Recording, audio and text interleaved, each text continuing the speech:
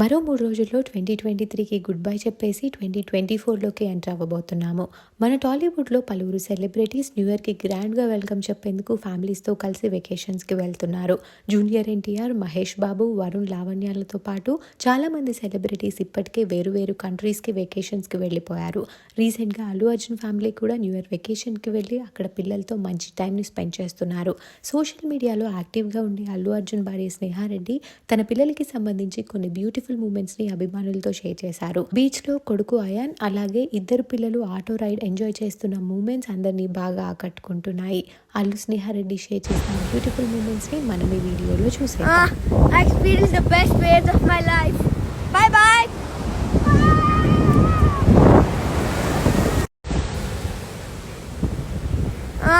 I experienced the best waves of my